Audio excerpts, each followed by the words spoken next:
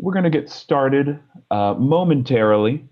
We're going to give everyone a moment to sort of get situated in this virtual Zoom room so that everyone can enjoy the full presentation. But thank you very much for being with us here today, this Wednesday.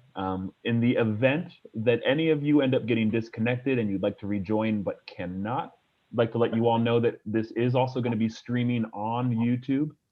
The link should be accessible from the exact same place you found this original Zoom link on nceo.org. So you can find it there. If you have any issues, please feel free to give us a call at 510-208-1300 or send us an email at customerservice@nceo.org.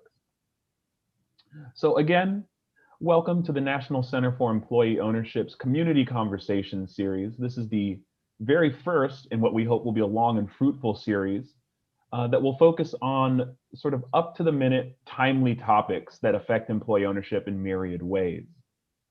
This very first one is, as you all know, on how employee ownership may or could or should fare in this new administration. It's a time of great political change, and of course, employee ownership won't be unaffected by it, will be indeed affected by it in some way, shape, or form.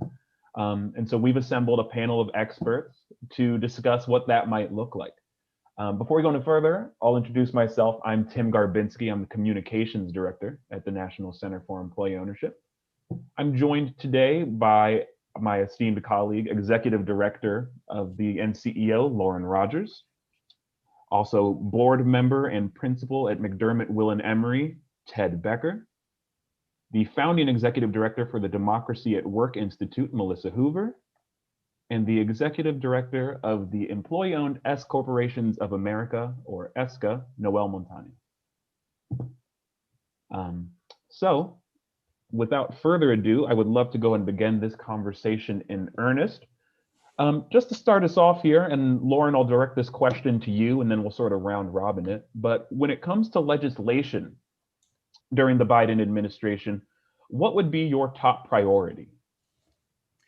Well, thanks, Tim. And I just want to join you in thanking Melissa and Noel and Ted for joining us, and for all of you for being online for this, our first community conversation webinar. We're looking forward to doing a lot of these.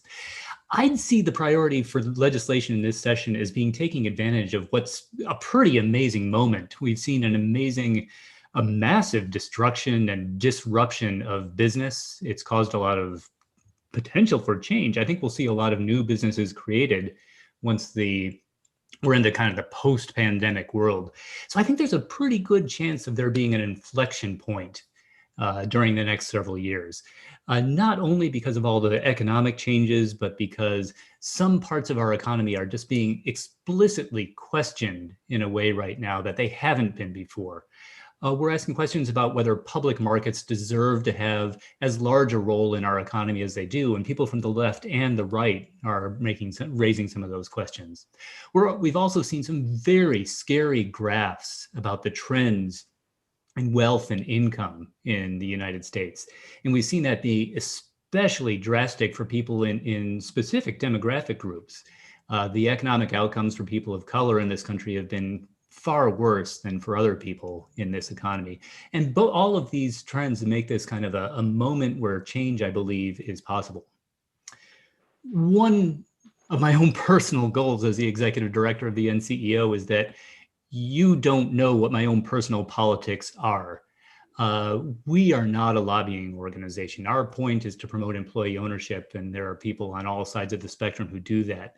So I want you to hear what I'm saying here, not as being on one side or the other, but just expressing the hope that this inflection point could well mean that we ought to have very high hopes for the time of the Biden administration. I think the Biden administration has shown not only that it's in this moment of economic potential inflection points, but many of its appointees, and we'll talk about some of these, are people who have experience with employee ownership and have actively promoted employee ownership, from Marty Walsh for labor to Gina Raimondo in the Commerce Department, Isabel Guzman at the Small Business Administration, Neera Tanden at the OMB. So all of these things, plus the close balance in power in Congress, may be a reason for people on both sides of the aisle to look for ideas that are both bold and centrist. And I think employee ownership has a lot of potential to fill that role. The last point I want to make about this legislative moment before turning it over to the other panelists is that there is great and powerful research, prominent policy positions right now. Of course, the Democracy at Work Institute has done fantastic work on the worker cooperative front here. ESCA has done some great studies, and I know Noelle is going to speak about that. The Rutgers University has gathered a Center of Academic Excellence together on employee ownership. The ESOP Association has published some great research on how companies have come through the COVID crisis recently. And I'm especially proud of what we at the NCEO have done at ownershipeconomy.org has some of the research that our research department has done, which found, among other things, that employee owners have about 92% greater net household wealth. I think all of that research speaks perfectly to the inflection point we could well be in right now. Thanks for that, Lauren. Before I turn it over to Noelle to answer the same question, I do want to point out that we warmly welcome any questions from the participants. Forgot to say that earlier. There is a Q&A function here, so by all means, use it liberally, and I'll pepper in those questions where appropriate. But now back to our regularly scheduled panel. Noelle, if you could take up the same question, and then we'll move it on to Melissa. Thank you, Tim. Well, to complement Lauren's very broad macro view, I can provide ESCA's micro view. We have been working on the Promotion and Expansion of Private Employee Ownership Act for about 5 Congresses now. It's a bipartisan bill. The major provision from the bill would extend the 1042 tax incentive to S corporation owners selling to an ESOP. We made progress on this bill last Congress. In late October, the leaders of the House Ways and Means Committee, Chairman Richie Neal and Ranking Republican Kevin Brady, introduced what they called the Secure Act. And this is their comprehensive retirement savings bill. And they included our 1042 provision. This was a very big step for us, for the SESOP community. They do intend to reintroduce this bill. We're not exactly sure when they will do it. Things are really busy on the Hill right now with the COVID economic stimulus package. And of course, that involves a lot of the tax writing committee's work. So they will be looking to reintroduce this. Hopefully there will be a similar version of the retirement savings package also introduced by Senate Finance Committee members, Rob Portman and Ben Cardin. And I should mention, we will have our bill, the Promotion and Expansion of Private Employee Ownership Act, reintroduced in the House, reintroduced in the Senate. We have a new Senate Republican lead, Senator Pat Roberts from Kansas, our longtime lead. He retired at the end of last Congress, so we're thrilled that Senator Rob Portman is joining with Cardin. So the authors of the Portman-Cardin Retirement Savings Bill are now the authors of the SESOP bill also. Thanks for that, Noelle. There's actually a question asking you to repeat what the act does vis-a-vis the S Corporation ESOPs. It would allow S corporation owners to utilize Section 1042 tax incentive that only applies to C corporation owners when they sell to an ESOP and roll over the gains from the sale to other securities, and they don't have a tax obligation right away. Fantastic. Thanks for answering that, Noelle. We can move forward with Melissa with your perspective on the same question. All right, great. Good morning. I'm Melissa Hoover from the Democracy at Work Institute. We focus primarily on the worker cooperative form, but have a broad approach. So I'll speak to some of the ways we're seeing legislation taking shape for worker co-ops and some of the agency level opportunities. So there is actually some continuity from the previous administration for us. We had more legislative activity in the last 4 years than we had prior to that. So sort of, interesting to see these threads. There are a couple pieces of pending legislation that tuck worker cooperatives in. Senator Cortez Masto from Nevada has a community development focused bill that mentions worker cooperatives, and then Senator Adam Smith from Washington has a workforce development bill that also mentions worker cooperatives. I don't have the names of those bills and can follow up after the webinar.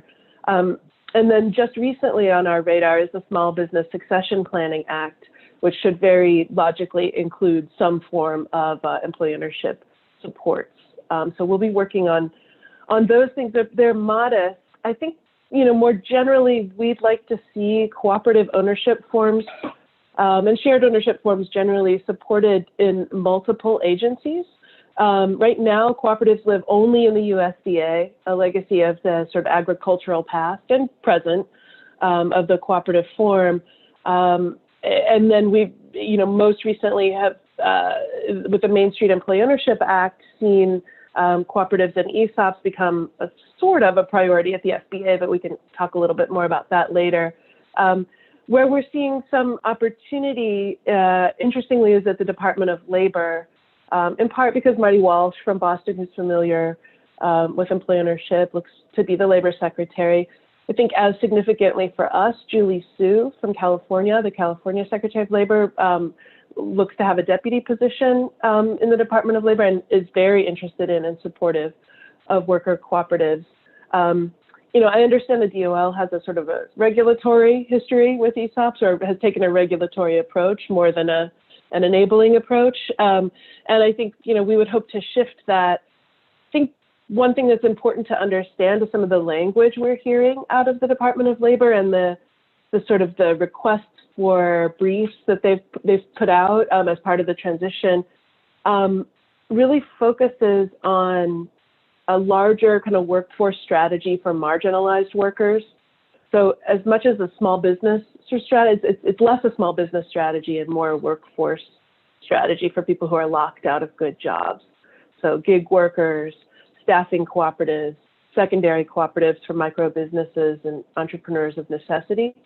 So we'd like to take that opening and support that, but sort of push in a slightly different direction, which is to say, help the Department of Labor understand and dedicate resources toward layoff aversion, to see business retention as layoff aversion, and to use WIOA training money and sort of the entire workforce infrastructure to retain small businesses, not just to retrain workers who've lost their jobs when businesses go out of business, but to take one step back and say, how do we make sure they don't go out of business? So that's sort of, the shift that we hope to make with the DOL. A couple other things worth mentioning, and these are a little bit kind of moonshots. One is our understanding of the need for private equity or equity-like capital within the financing ecosystem for worker co-ops and worker ownership more broadly. There's been some talk about using the SBIC, the Small Business Investment Corporation, maybe the CDFI infrastructure, the community development finance institutions, although those are really sort of designed for lending, and what we see as a need for an equity instrument to buy and hold businesses and exit to employees in whatever way makes sense. So we're looking right now at sort of what agency that might live in and what the vehicle might be, and begin to design a campaign around that.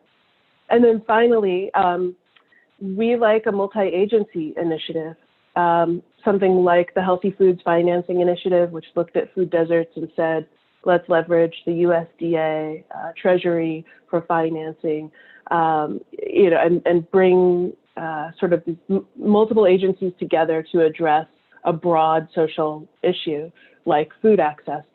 So if we think of access to good jobs and small business ownership as a similar kind of issue that should have a multi-agency initiative, we're going to be pushing for a strong local economies initiative, which looks like maybe USDA, since that's where cooperatives have lived, maybe labor, maybe HUD for community development, maybe commerce for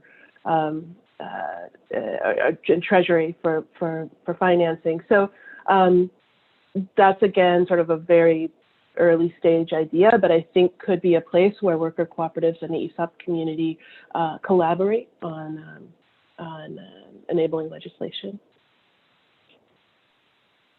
Thanks for that, Melissa. There's a ton of great questions coming in the Q&A and in the chat, and I'm definitely going to get to them. But first, I want to ask a question of Ted, which is, what are the chances that a grant program bill, in your mind, what are the chances a grant program bill will be reintroduced? Well, I don't know. Senator Ron Johnson introduced this, and then I believe Senator Tammy Baldwin joined on last year. And the intent was to make it part of the second COVID Relief Act and to get it passed and and operational really fast. That didn't happen. And so I don't know if there's going to be an attempt to reintroduce it, but I will say it was an interesting bill because it had to do with grants rather than sale of stock to the ESOP or to employees. That would eliminate some of the criticism of the Department of Labor as to the price that selling shareholders sell shares to the ESOP. It's not a way for selling shareholders to sell their way out of the company. It's a way for this company to issue more stock and then have an ownership component by employees. Part of the problem, in my personal opinion, with that bill is that it was cobbled together so quickly, and that I think it needs a lot of work. And I think that probably any of our organizations would be happy to give our input on the kinds of things that might improve that particular bill, because I think it had some real problems. And of course, as Noel knows better than anybody else, if you have a half-baked bill, and I'm not being critical of it, but something that hasn't been fully vetted, even with congressional staffers, the chances of the bill advancing are slim. And if it does get passed, there's going to be a lot of possible defects with it that need to be ironed out through mandatory legislation or regulation. So I hope that people continue to consider a grants program, but I think that if it's going to be done in the legislation, that there needs to be a lot more groundwork. Yeah, fair answer there, Ted. Thanks for that. Keeping along some of the same lines that some of our attendees are sort of hitting on in the questions, the NCEO, as I think everyone will probably know, we're a membership nonprofit. We don't lobby, so we're not we're politically attuned, but not necessarily politically involved in the same way. And there's a question here that I want to address first to Noel and then to Melissa to see if she has any color she'd like to provide. It says, while it is heartening that support for employee ownership is bipartisan, the US is accumulating massive deficits as it funds necessary stimulus packages. What are your worries of employee ownership being caught up in budgetary cuts to reduce deficits? And what would be most at risk, and what can we do to protect employee ownership? So Noel, if you'll take that first. Thanks, Tim. That's a great question, because that's really why ESCA exists, is to protect the ESOP structure no matter what federal policymakers are dealing with. ESOPs always need to be vigilant. We're a creature of the tax code. The minute Congress creates us, they could do something, whether it's inadvertent or whether it's intentional, to change the model, scale back the benefits. Anything can be done. And I know we're going to touch a little bit on Biden's tax proposals and how that could impact us. But anytime you're opening up the tax code, dealing with massive deficits, dealing with new spending programs, Congress needs revenue. Sometimes they feel like offsetting tax bills. Sometimes they don't feel like it. But we know we're at risk, and that is why we've spent 20 years building up significant political support for the model. I mean, that's what we do. Our aim is to look at the playing field, see what could be done. Inadvertent things happen all the time. I mean, during tax reform, when Dave Camp was the chairman of the Ways and Means Committee, he had an idea about let's compress all pass-through structures into a new K Corp. We had to go tell Ways and Means Committee staff, you have no ESOP if you have no S Corp anymore. So things like that are going to happen. So really what we can best do is to be vigilant. Our groups are looking out for things like this, and we need to continue building up support among the influential policymakers that can make a difference. Thanks for that, Noel. And then Melissa, then Lauren and Ted, would love if you have any color to provide there, or any additional insights you might have into the sort of the fears around budgetary cuts and how they may impact employee ownership status. Yeah, so briefly, I think two things.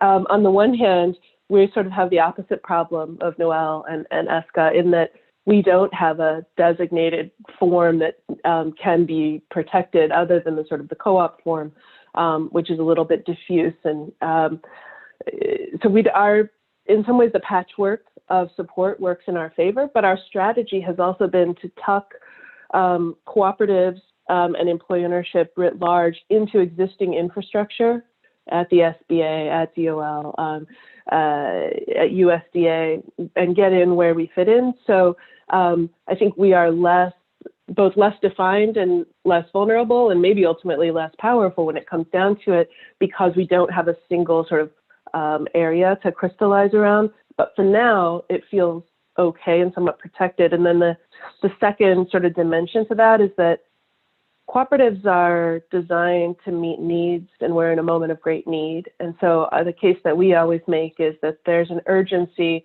People need solutions that enables them to help themselves, and cooperatives are that solution. So that actually has been resonating a lot for us. Like I said, we've gotten more traction in the last couple of years than in the decades before. So I think focusing on meeting material needs, being a private solution that nonetheless can be fostered through government interventions, is our approach. One of my mentors always says the challenge of cooperatives is to make it through the good times. We're very popular in hard times. Yeah, thanks for that, Melissa. Yeah, I like the idea of the sort of being a solution-based thing that can be done privately, but also with government intervention. I think that's one of the strengths of all the employee ownership forms, especially, of course, the worker co-op. ESOPs, all of them. Lauren, I know you wanted to chime in on this as well, so please. Yeah, very briefly. I think I very much agree with what Noelle and Melissa just said. I think we can make a really powerful case, and we have done that ESOPs and employee ownership and worker cooperatives help the budget to the extent that jobs are an engine of federal and state tax revenue. And I think the more we can make that case, the more we can make that sort of a given about what employee ownership does, the less that question will come up about the risk of bad times. And Ted, please, by all means, if you'd like to chime in. I always like to chime in. I think that we need to add a consideration of the outlook of Secretary of Treasury Janet Yellen into this dialogue, because it's very interesting. She's been asked, and was asked at her confirmation hearing, what her outlook on tax cuts are, obviously. And the position she's taken, at least in the near term, is that tax cuts are not something they're going to be focusing on. Now, I think that it would be a false assumption to believe that this administration will not focus on tax cuts, but the emphasis right now is the pandemic, obviously, and it's also trying to get relief to all of the folks, frontline workers, and so many others who've lost their jobs, who really need relief right now. So that's going to be the near-term focus. But if you look at Secretary Yellen's background, she's written, there's a fairly famous speech also back in 2014 that she gave, which really focused on income inequality. So, you know, I think that she may return to that focus after she does a lot of triage that's going to be necessary to deal with all of the crises, economic crisis and the pandemic crisis that are here right now, which of course also has huge economic consequences. But I'm hopeful that, you know, maybe a year or two down the road into this administration, we're going to see the Secretary of Treasury refocusing on issues of income inequality. And of course, that's the sweet spot for employee ownership, whether it's ESOPs or worker cooperatives or any other form of employee ownership. It's all about trying to deal with not just income inequality, of course, but, you know, basically inequality between the worker and the companies. Or the you know, people who have and the people who don't. So so that's something I think we ought to keep on our radar as well. Absolutely. Thank you for providing that color about Secretary Yellen. And we'll return to some of these topics a little bit later. We have a lot of questions to get through. And I want to make sure we definitely address the ones that are coming from our audience. So definitely keep them coming in. If you do have a question, use the Q&A function. I'll just go through those in the order that they are now. Well, the top one is, which influential members of Congress will be champions for, it says ESOP legislation, but I'm going to broaden it out and say ESOP and employee ownership legislation. And I'll start that with you, Noelle. Sure. Well, I mentioned our lead sponsors of the bill ESCA's been working on are now Rob Portman and Ben Cardin in the Senate. We had 40 Senate co-sponsors on the bill last Congress. So, I mean, we focus on the Senate Finance Committee primarily and the House Ways and Means Committee because they're the tax writers. The bill was introduced in the House last Congress by Jason Smith from Missouri and Ron Kind from Wisconsin. We expect they'll be the leads again. And just, you know, we try to build up, again, support mostly from the tax writing committees, but we probably had about 50 House members also. So again, that's part of our playing defense by playing offense. Our main goal is to ensure that the S-Corp ESOP model is not hurt. And by having members of Congress sign on to legislation that says we support more employee ownership, more ESOPs, we have that record going for us when we need to play defense and say, hey, don't hurt us. So those are the members that we'll continue working with. Lots of new members to educate in a new Congress, but again, primarily focusing on the tax writing committees. Thanks for that, Noelle. And then Melissa, if you'd like to highlight any of the different members of Congress, I know you've done so in the chat, but if you'd like to for our audience, anyone that you think would be champions going. Currently muted. Are you unmuted? My apologies. Yeah, I'm not sure how influential, but I can tell you some of our champions for employee ownership. Senator Kirsten Gillibrand was a leader early on before her run for president. We haven't heard a lot from her recently, but she really pushed. Tammy Baldwin, Senator Tammy Baldwin in Wisconsin, has a strong relationship with the National Cooperative Business Association.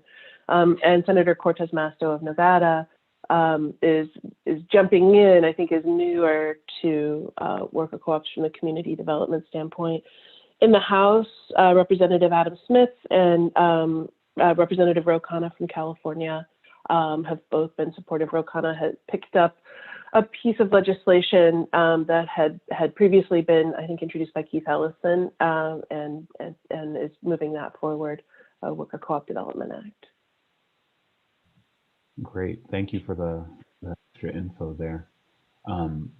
There's another question here that I think comes up a little later in the program, but I'll go ahead and push it up till now since it's got so many upvotes from our audience.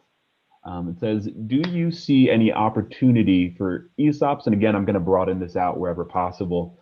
Do you see any opportunity for ESOPs or employee ownership to be recognized and treated in the same way as DBEs or MBEs during this administration? So that's minority business enterprises, diverse business enterprises, what have you. I'll start actually with you there, Lauren. I know you've had some thoughts around that, and then I'll loop in the rest of the panel. But if you'd like to get us started there. Sure. I don't have any particular reason to think that this administration will be more effective at that than any prior administration, although of course I'd be delighted to be wrong. In my mind, the primary issue, the one that needs to happen first before anything else, is removing the difficult tension between those certification statuses and employee ownership. That's very true for ESOPs. It's also true for co-ops. I think, Melissa, you can speak to this. I think it's a little bit less of a it's a shorter roadblock than it is for ESOPs, but there's the big tension whether if the owner of a company is a trust, whether that immediately disqualifies most businesses from claiming any sort of disadvantaged business status, minority owned, women owned, veteran owned, anything else.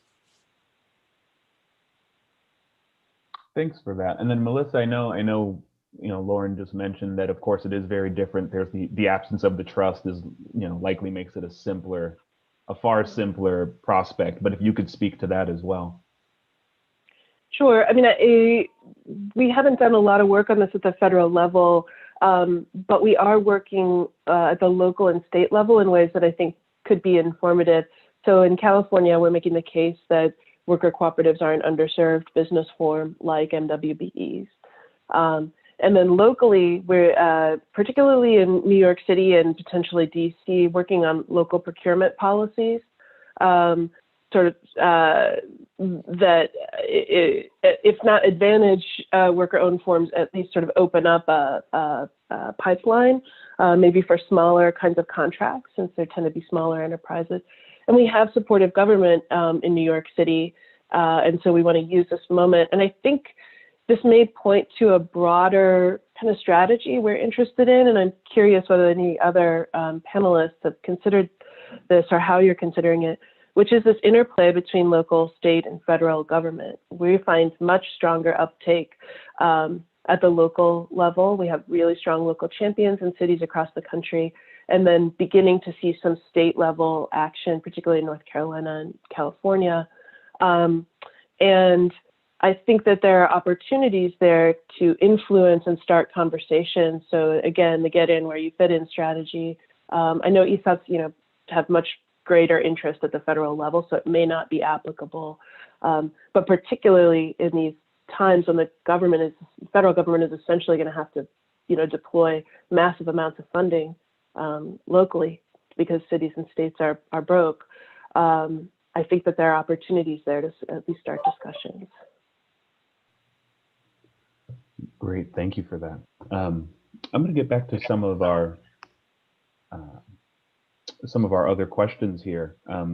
So returning a little bit to the tax code, which we touched on very briefly earlier, just to dig in a little bit more on that, what are the impacts that you suppose the Biden administration's proposed tax changes will actually have on employee ownership? And I'll start there with you, Lauren, about what the changes in tax rates, how they might impact ESOPs.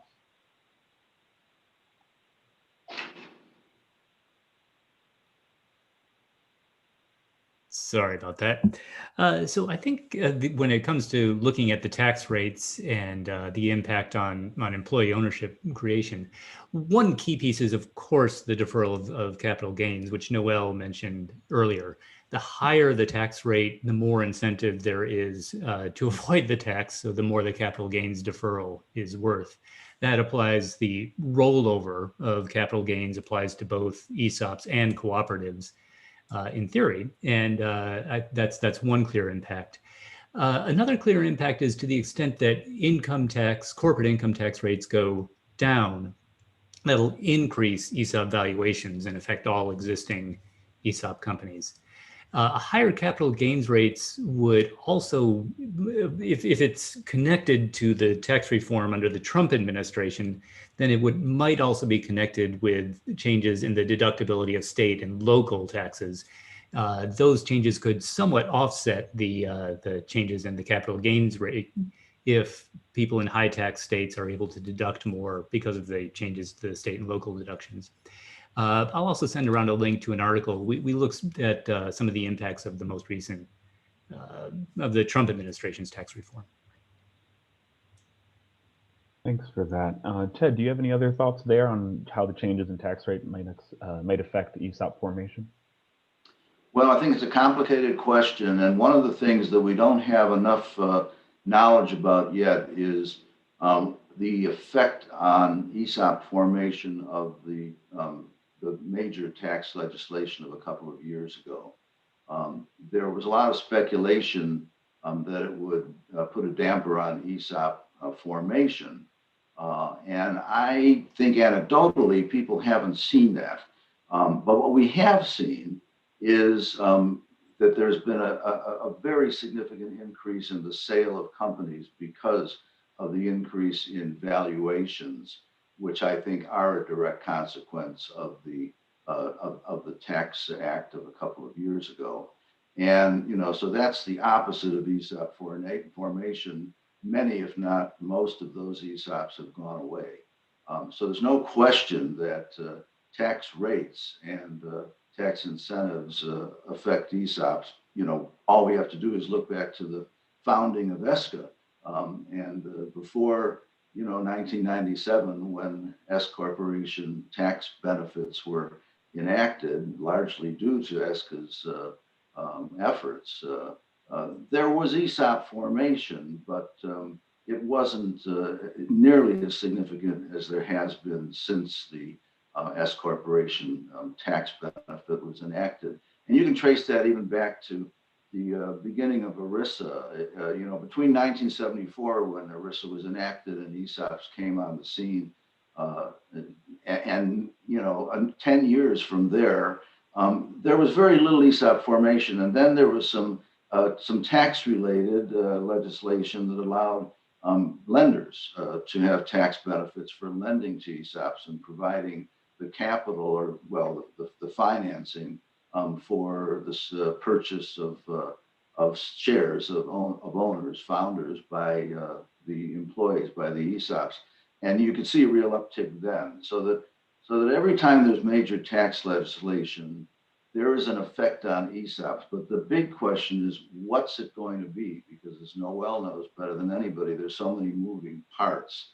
And you know, special legislation that affects ESOPs only, you think, as time goes on, other tax legislation has consequences that are unintended, such as Noel just pointed out. So I guess the short answer is we don't know, because we don't know what the tax rates are going to be or what other tax reforms, quote unquote, are going to occur, but we can be sure that they're going to have an effect on ESOPs and employee ownership. Thanks for that, Ted. Noel, if you'd like to continue the thread with an eye towards S corporations. Yeah, well, I'll just add a little political flavor. The Biden administration has been very, very clear that they support increasing C corporation tax rates. It came up during Janet Yellen's confirmation hearing with the Finance Committee. They want to do that. But what's really hard to see is how do they get that passed in a 50-50 Senate?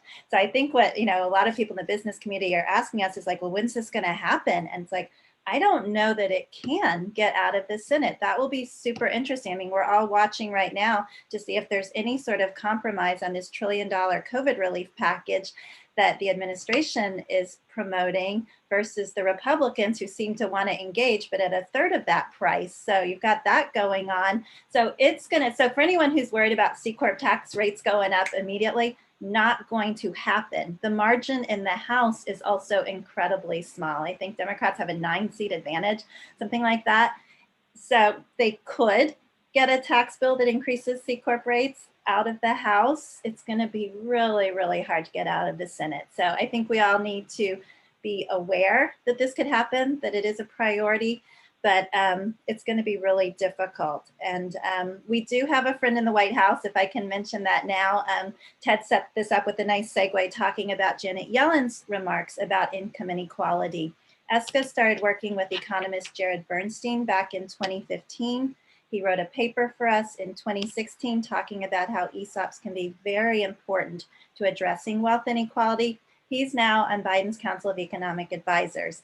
And ESCA just released a study by Jared that came out last month where he's looking at the question, why are there not more ESOPs? So we do have this relationship in the White House, in the administration, and they very much, as Ted said, are looking at things through a lens of how do we address wealth inequality. That's something we know that Jared feels incredibly passionate about. So employee ownership can certainly play a role in those discussions, but also important for us to keep in mind that that's really a message for the Democrats. I was talking to a Republican staffer and I mentioned Jared's earlier paper. I said, yeah, it addresses wealth inequality. And he said, well, my boss doesn't believe there's any such thing. I'm like, wow, like that's good to know. So it's kind of a lesson for us on how we message that. Very important bit of color there, Noel. Thank you for that. Actually, to sort of continue down the thread, if it's okay with the panelists, I'm going to jump a question and talk a little bit more about some of our sort of known allies who might be coming into this administration. And I'm going to address this question first to Melissa, then Lauren. The Main Street Employee Ownership Act was intended, of course, to encourage the creation of employee ownership, worker co-ops, ESOPs. So what would you like to see happen in the SBA, Small Business Administration, under the leadership of Isabel Guzman, who we do have experience with, and who is provide you, I think, an ally of the community in her support. So starting with you, Melissa, what would you like to see change under the SBA's direction for the Main Street Employee Ownership Act? Sure. Yeah, Isabel Guzman was director of the Office of the Small Business Advocate at the Governor's Office of Business and Economic Development here in California, GoBiz, and was an ally, is familiar with employee ownership, and is supportive. I think the ask at the SBA is simple. It's almost embarrassingly simple, which is to say, like, support the implementation of the Main Street Employee Ownership Act in the spirit in which it was intended. The SBA under the previous administration was indifferent to potentially, hostile might be too strong of a word, but wasn't uninterested essentially in implementing the Main Street Employee Ownership Act fully. And so it was a struggle. So I think really just sort of getting the agency behind it. There are a couple specific things that the SBA can do. So money is important. So they need to fund it's an unfunded mandate now. So that's a legislative issue, not an agency issue. But I think the agency's support is important for that. And I think, that we need to be looking at the sort of, not just funding the technical assistance and education through the SBA, but also sort of a financing mechanism that includes some sort of access to equity capital, whether that's the SBICs or something else. It should be on the radar as part of the implementation. So I think, removing the barriers. There are, again, to the interplay between local and federal, there are really successful local SBDC relationships. The Small Business Development Centers have taken up employee ownership in pieces around the country. The regional SBA offices, the New York district, is really interested in employee ownership and did a sort of educational initiative. So I think, our strategy previously was to work at the local and regional level. I think to the extent that can filter up and inform broader federal implementation initiatives, important. And educate the staff. I mean, we have talked to SBA staffers who have just so little background on employee ownership, ESOPs or worker co-ops. And I think also more generally, the SBA underattends to succession. They're really interested in startups and growth, but succession planning is sort of an afterthought there. So I think bringing that front and center is going to be really important. It has not, the Main Street Act has not dramatically changed access to capital. It has not dramatically changed access to information. So there's just really still work to be done there. I would rely on my colleagues on the panel to talk more specifically about some of the ESOP barriers through at Main Street, because I think that's important. I just don't have the detail. I will say that, this is a relatively simple ask in a Byzantine bureaucracy that the agency get behind implementing. But we're sort of inspired by what happened in the blink of an eye with the relief package, the very first relief packages, the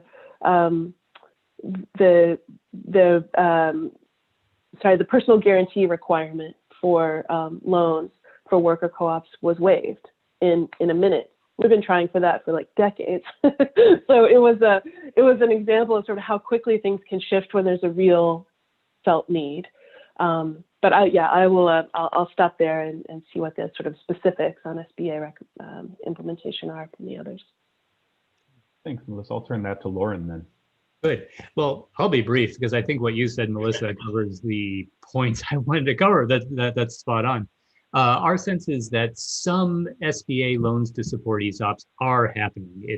There are some. We've had a few people come to our events that have worked on SBA events. A few ESOP companies that are members of the NCEO have ESOPs because of the SBA program, but it's not nearly reaching its potential or the intent of Congress there. So I think we can do a better job of doing the kinds of changes that Melissa was talking about. I'm really excited about the potential for more publicity through the SBA for employee ownership. And I also want to give a shout out to you, Tim. One of the things that Tim's been doing is working with Isabel Guzman earlier when she was in California, and on direct outreach to some of the SBDCs to try to make sure that they have the tools to understand and talk about employee ownership. Yeah, room for growth, as Melissa indicated, for sure. But it's heartening to see that when there's that felt need, things can move. I would be remiss if we didn't touch on this topic at all. So I am going to turn to Ted, and we'll talk a little bit about regulations, Department of Labor. I know that's definitely on a lot of our attendees' minds, especially where ESOPs are concerned. So how do you, Ted, expect the Biden administration, and in particular the proposed Secretary of Labor, Marty Walsh, to affect the ongoing actions by the Department of Labor? I think that, by the way, Marty Walsh's confirmation hearing is tomorrow. If anybody wants to hear it from the horse's mouth, I'm going to prognosticate today. He hasn't testified yet, but based on his background, I think everybody knows that he has a strong labor background with labor unions. And then, of course, most recently as the mayor of Boston. It's a wonderful resume, I think, for somebody to be the Secretary of Labor. And we haven't had somebody with that kind of a resume and a breadth of experience for quite some time at the helm of labor. How it will affect ESOP regulation is another question, and here's why. Historically, I have not seen much correlation, except when Phyllis Borsey was the Secretary of Labor, between who the Secretary of Labor is and the enforcement initiatives of the Department of Labor. And that's because there's career folks in the Department of Labor who are very influential and have been there for quite some time. And they have a perspective on ESOPs that is not always the same positive perspective that we share.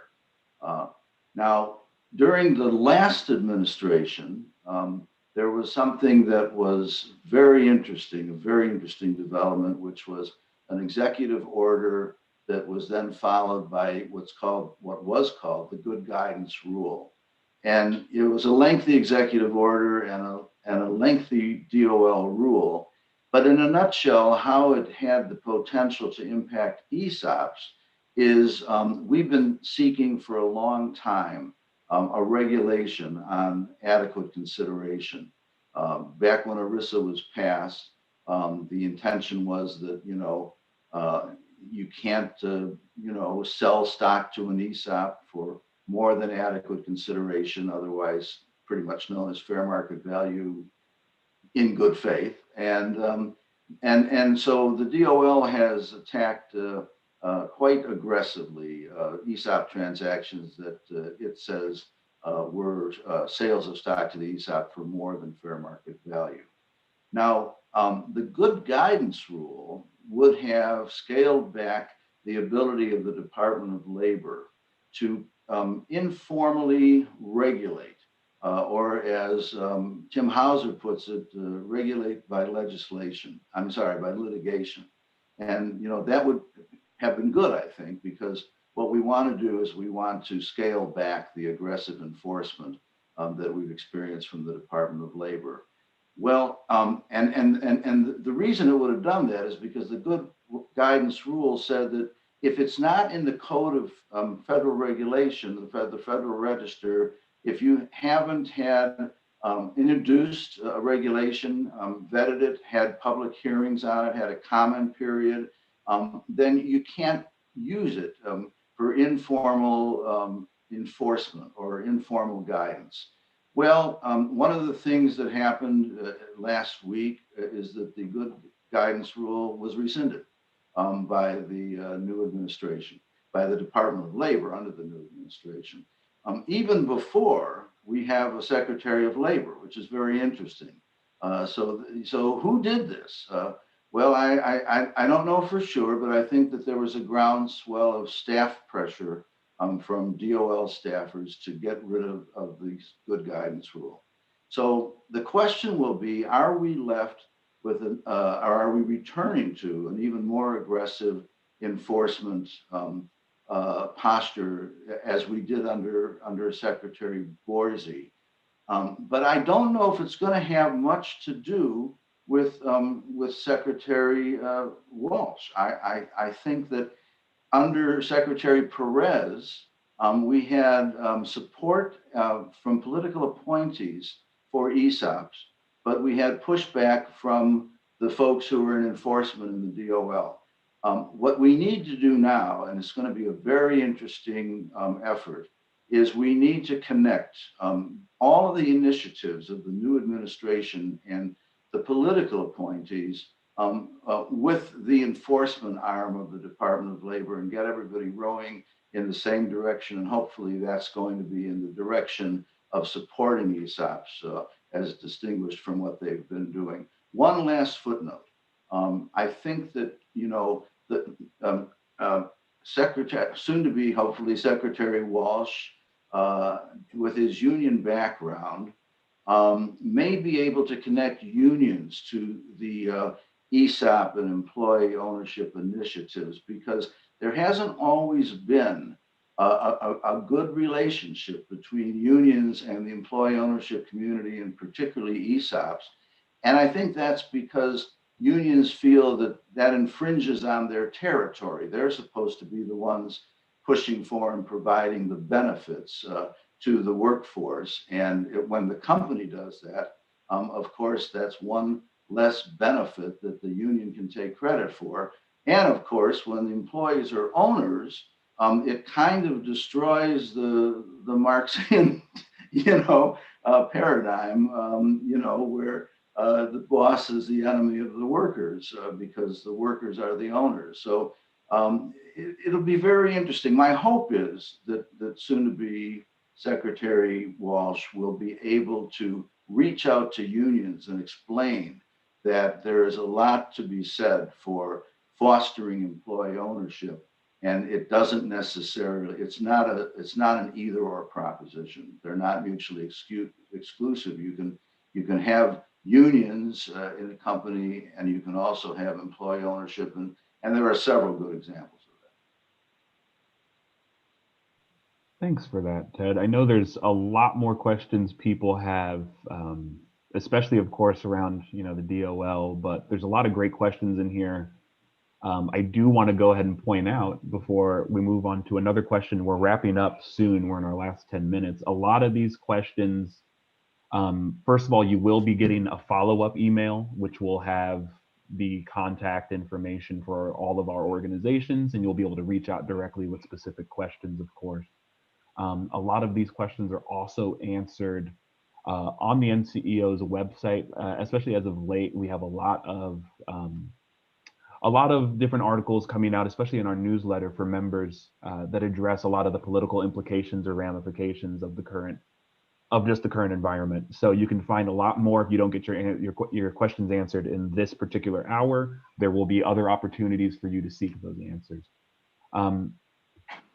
We are, as I said, heading in the final stretch. I would love to give everybody on the panel adequate time to answer this particular last question,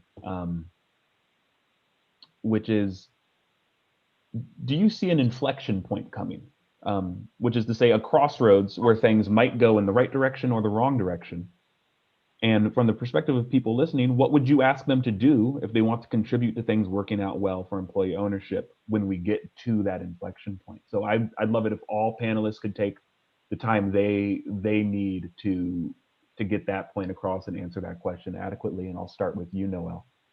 Sure. Well, the parties are more divided than ever before. I mean, we've all felt this. I worked on Capitol Hill in the 90s, and I've been talking to my colleagues recently. We've never seen anything like this at all. So it really is a very different environment than any of us who've been working with federal policymakers for 30 years have ever been in. But I think for the employee ownership community, what we need to focus on is that we're the party of ESOPs, or we're the party of employee ownership. We need to be that bridge, that there's only maybe a handful of things that people across the political spectrum can agree on. But if we work on our messaging and our data and our company stories, our personal stories, You can get to the most liberal Democrat and the most conservative Republican, and everyone is going to find something that they like, that they care about, related to good jobs, income inequality, retirement savings. That will resonate with everyone. So I think what we have to make sure is that we elevate ourselves above this politics, that when we look at members of Congress who we're talking about, try not to focus on other things that they have done or said outside of our area. We need to be laser focused, again, just talking about employee ownership and ESOPs. And it's those personal stories that are going to make a difference, coupled with data. So ESCA's been fortunate to continue to work with NCEO on studies. We really appreciate partnering, Lauren, with you and your colleagues on this, because it's wonderful when we have members of Congress that come speak to our group and they start reporting the statistics that we provide in a briefing memo to them. Like, did you all know that employee owners have twice as much in their ESOP account as their 401k account?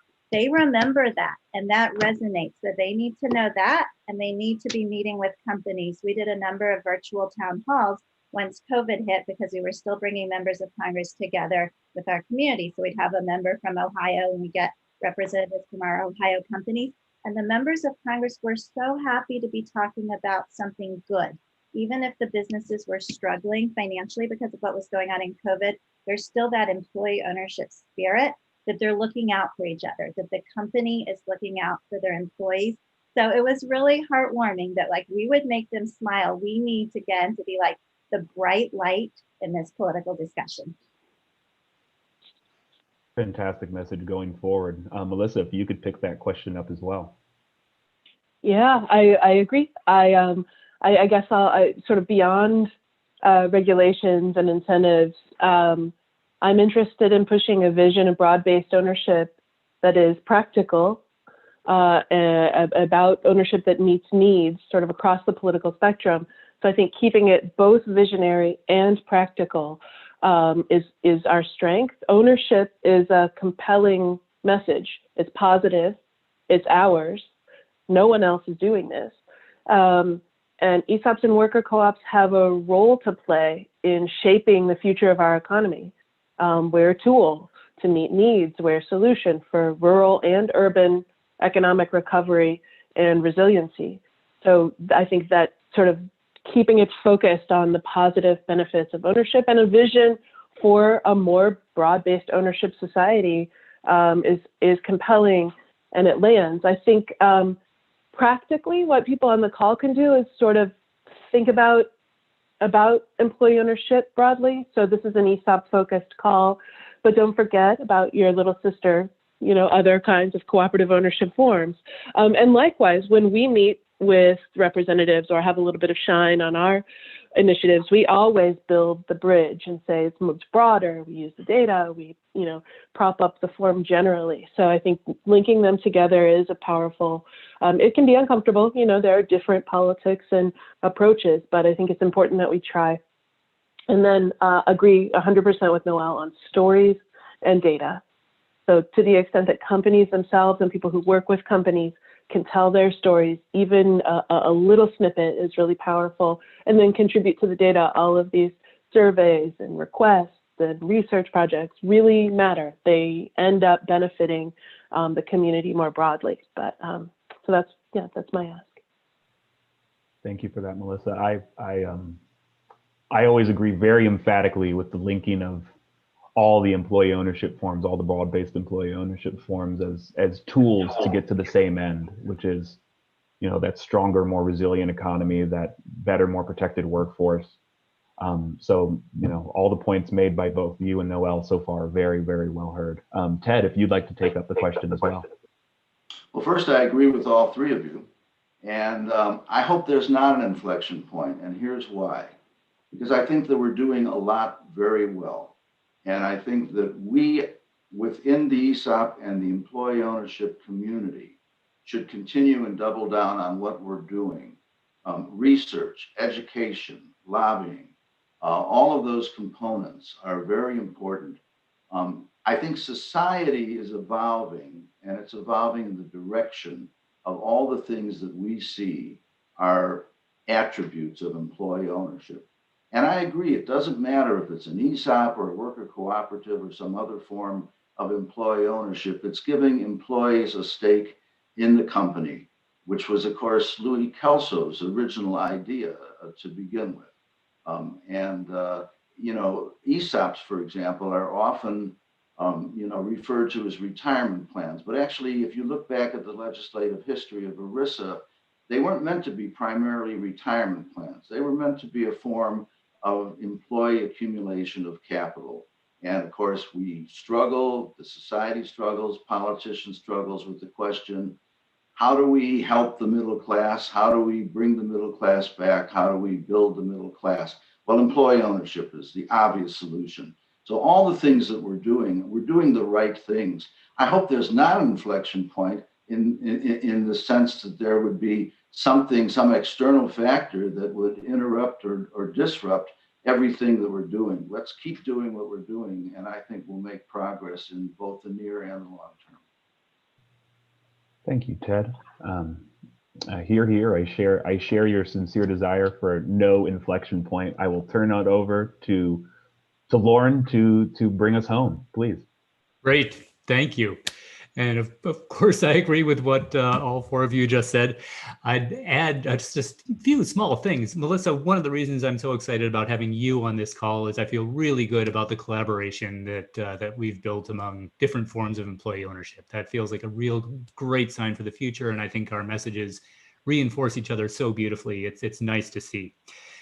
Stories and data, I love that framing, Noel. Thank you for that. One thing I'd add to that is keep making these stories. Part of the strength of our employee ownership community is that you people listening to us now do cool things. You do things that other companies want to do and ought to be wanting to learn from. So don't just keep pushing the envelope, which I know you will keep doing, but tell us about it. Drop a note to Melissa, to Tim, and we'd love to put this in a video, in a case study. It's great to make a great thing happen, but it's not a story unless other people hear it. So I'd encourage you to share it. So I know, Tim, you've got some wrap-up things you wanted to say, but let me just say thank you. I appreciate everybody on this call for the amazing things you do to make employee ownership real and vibrant and exciting. And Melanie, you used the word in the chat, a community. One of the things I really appreciated about it is that we are a community, we support each other, and this is one of the ways we do it. Back to you, Tim. Thank you so much, Lauren. Well, here, all around, not a single thing I disagreed with in our little wrap up there, and I really appreciate that. We're at time. Again, this conversation will be available online, so you can share it with colleagues, you share it with friends. And again, this is the very first in our community conversation series. We hope to continue this series again throughout the year, bringing relevant, timely topics direct to your computer as soon as we possibly can. So be on the lookout for more of those coming up. And if you're not a member, by all means, check out the NCEO for membership. There's more of this great content. But without further ado, you'll be getting your follow-ups. But I just want to make sure I extend a very, very sincere thank you to our panelists for their support and for their participation, not just now, but throughout my tenure here. So an enormous thank you to Noel at ESCA, to Melissa at Dowie, and to Ted at McDermott, Will, and Emory, and of course, my esteemed leader, Lauren. An enormous thank you to all on this call. Thank you for joining this panel and for sharing your insights. We hope you found them rewarding and relevant. And that concludes our presentation. Thank you. Thank you all. Thank you. All right. Thank you both thank you for very much.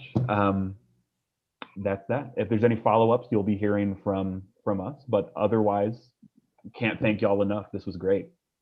Well, thanks so much, Tim and Jordan. I can't see you, but thank you, because I know you put a lot of work into this, and Lauren as well. And it was a pleasure presenting with Melissa, Noel, and the rest of you.